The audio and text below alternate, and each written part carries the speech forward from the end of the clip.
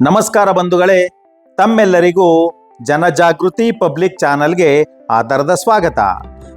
ನಾವು ಇವತ್ತಿನ ದಿವಸ ಕೆಂಗೇರಿ ಉಪನಗರದಲ್ಲಿರ್ತಕ್ಕಂತಹ ಸಾರ್ವಜನಿಕ ಗ್ರಂಥಾಲಯದಲ್ಲಿ ಇದ್ದೇವೆ. ಇಲ್ಲಿನ ವ್ಯವಸ್ಥೆಯನ್ನ ಒಮ್ಮೆ ನೋಡೋಣ ಬನ್ನಿ. ನಮಸ್ಕಾರ ಬಂಧುಗಳೇ, ನೀವಿಲ್ಲಿ ಕಾಣ್ತಾ ಇರೋರು SR ರಂಗನಾಥ್ರವರು. ಭಾರತದ ಗ್ರಂಥಾಲಯದ ಪಿತಾಮಹ ಎಂದು ಕರೆಯುತ್ತಾರೆ ಇವರನ್ನು. ಇವರು ಆಧುನಿಕ ರೀತಿಯ ಗ್ರಂಥಾಲಯವನ್ನು ನಿರೂಪಿಸುವಲ್ಲಿ ಬಹಳ ಮಹತ್ವದ ಪಾತ್ರವಹಿಸಿದ್ದಾರೆ. ಇವರು ಆಗಸ್ಟ್ 9, 1892ರಲ್ಲಿ ತಮಿಳುನಾಡಿನ ಶಿಯಾಲಿ ಎಂಬಲ್ಲಿ ಜನಿಸಿದರು.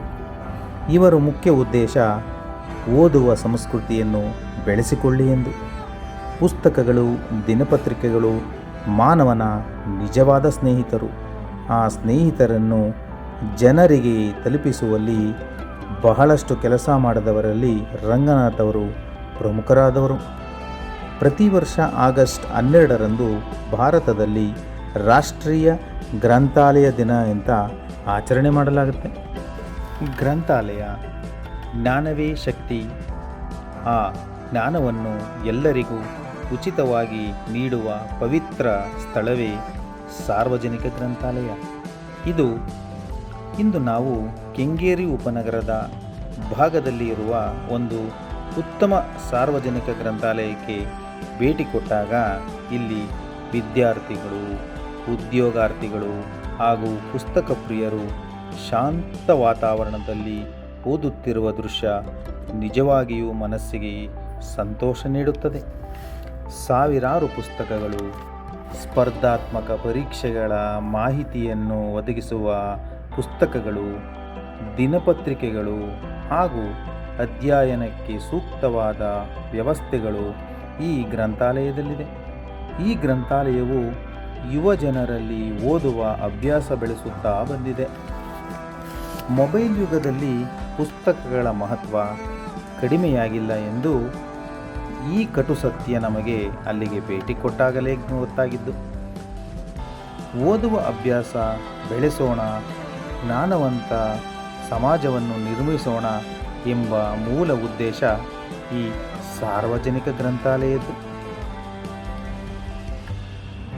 ಗ್ರಂಥಾಲಯದ ವಿಶೇಷ ಅಂದರೆ ಪ್ರತಿಯೊಬ್ಬರು ತಮ್ಮ ಪಾದರಕ್ಷೆಗಳನ್ನು ಹೊರಗೆ ಬಿಟ್ಟು ಅಲ್ಲಿ ಇಟ್ಟಿರ್ತಕ್ಕಂಥ ಒಂದು ಪುಸ್ತಕದಲ್ಲಿ ತಮ್ಮ ಹೆಸರು, ತಮ್ಮ ಸಮಯವನ್ನು ಅಲ್ಲಿ ಬರೆದು ನಂತರ ಹೊರಹೊಕ್ಕಿ ತಮಗೆ ಬೇಕಾದ ಪುಸ್ತಕಗಳು, ಪತ್ರಿಕೆಗಳನ್ನು ಓದಬಹುದಾಗಿದೆ. ಅಷ್ಟೇ ಅಲ್ಲ, ಇಲ್ಲಿ ನಾನಾ ವಿದ್ಯಾರ್ಥಿಗಳು, ನಾನಾ ಭಾಷೆ ಮತ್ತು ದೇಶದ ಪ್ರತಿಯೊಂದು ಭಾಗದಿಂದಲೂ ಬಂದಿರತಕ್ಕಂಥ ಎಷ್ಟೋ ವಿದ್ಯಾರ್ಥಿಗಳು ಈ ಪುಸ್ತಕದ ಮತ್ತು ಈ ಗ್ರಂಥಾಲಯದ ಉಪಯೋಗವನ್ನು ಪಡ್ಕೊಳ್ತಾರೆ ಅಂತ ನಿಮಗೆ ಹೇಳೋಕ್ಕೆ ಬಹಳ ಸಂತೋಷ ಆಗುತ್ತೆ. ಈ ಒಂದು ಗ್ರಂಥಾಲಯದಲ್ಲಿ ಕೇವಲ ಒಂದೇ ಭಾಷೆ ಪತ್ರಿಕೆಗಳಷ್ಟೇ ಅಲ್ಲ, ಇಲ್ಲಿ ನಾನಾ ರೀತಿಯ ಭಾಷೆಯ ಪತ್ರಿಕೆಗಳು, ಪುಸ್ತಕಗಳು ಇಲ್ಲಿ ಲಭ್ಯವಾಗಿದೆ. ಇಲ್ಲಿ ಸಾಕಷ್ಟು ರೀತಿಯ ಕವಿಪುಂಗರ ಮತ್ತು ಮಹಾನ್ ಗ್ರಂಥಕಾರರ, ಕಾದಂಬರಿಕಾರರ ಬರಹಗಳು ಇಲ್ಲಿ ಸಾಲುಗಟ್ಟಿ ನಿಂತಿವೆ.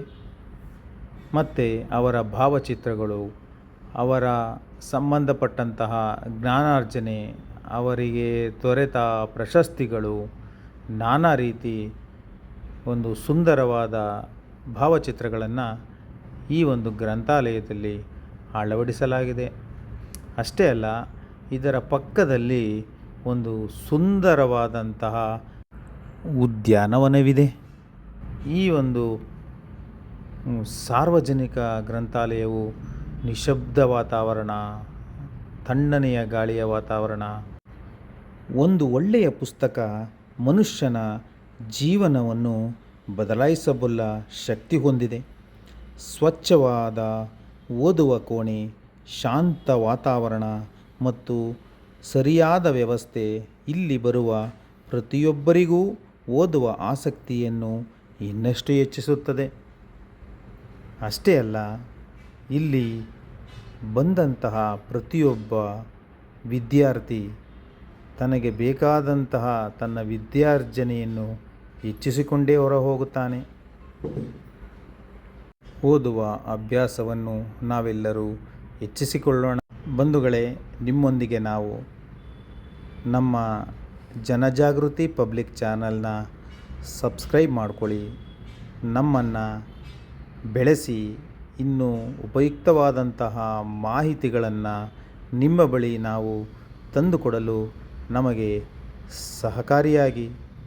ನಾವು ಈ ಒಂದು ಗ್ರಂಥಾಲಯಕ್ಕೆ ಭೇಟಿ ನೀಡಿದಾಗ ಕೆಲವು ವಿದ್ಯಾರ್ಥಿಗಳು ಅವರದೇ ಆದಂಥ ಒಂದು ರೀತಿಯಲ್ಲಿ ಮಾತನಾಡಿದರು. ಕೇಳೋಣ ಬನ್ನಿ. ಒಳ್ಳೆ ವಾತಾವರಣ ಇದೆ, ಒಳ್ಳೆ ಎಲ್ಲ ಲೈಕ್ ಮೈಂಡೆಡ್ ಜನಗಳು ಬರ್ತಾರೆ. ನಮ್ ತರನೇ ಓದ್ತಾ ಇರೋ ಎಲ್ಲ ಬೇರೆ ಸ್ಪರ್ಧಾರ್ಥಿಗಳೇ ಬರ್ತಾರೆ ಇಲ್ಲಿ. ಎಲ್ಲ ಪ್ರತಿನಿತ್ಯ ಪೇಪರ್ ಸಿಗುತ್ತೆ, ಒಳ್ಳೆ ವಾಶ್ರೂಮ್ ಫೆಸಿಲಿಟಿ ಇದೆ, ನೀರು ಸಿಗುತ್ತೆ, ತುಂಬಾ ಸ್ವಚ್ಛವಾಗಿ ಕ್ಲೀನ್ ಆಗಿರುತ್ತೆ. ಯಾರಿಗೆ ಸೀರಿಯಸ್ ಆಸ್ಪಿರೆಂಟ್ಸ್ ಇದ್ರು ಬಂದು ಓದಕ್ಕೆ ಅವ್ರಿಗೆಲ್ಲರಿಗೂ ಅನುಕೂಲ ಆಗುತ್ತೆ. Thank you. ಕೆಂಗೇರಿಲಿರೋ ಸಾರ್ವಜನಿಕ ಲೈಬ್ರರಿ ತುಂಬಾ ಇಲ್ಲಿ ಅಕ್ಕಪಕ್ಕ ಇರೋ ಸ್ಟೂಡೆಂಟ್ಗಳಿಗೆ ತುಂಬಾ ಅನುಕೂಲ ಆಗಿದೆ. ಬೇರೆ ಕಡೆ ಹೋದ್ರೆ ಕೆಲವೊಂದು 24 ಅವರ್ಸ್ ಇರುತ್ತೆ, ಅದರಲ್ಲಿ ದುಡ್ಡು ಕೊಟ್ಟು ಓದ್ಬೇಕಾಗತ್ತೆ. ಇಲ್ಲಿ ಫ್ರೀ ಇದೆ, ಮತ್ತೆ ಇಲ್ಲಿ ಟಾಯ್ಲೆಟ್ ಫೆಸಿಲಿಟಿ ಎಲ್ಲ ಚೆನ್ನಾಗಿದೆ, ತುಂಬಾ ಚೆನ್ನಾಗಿದೆ, ತುಂಬಾ ಅನುಕೂಲ ಆಗುತ್ತೆ ಓದಕ್ಕೆ. ತುಂಬಾ ಧನ್ಯವಾದ ಸರ್.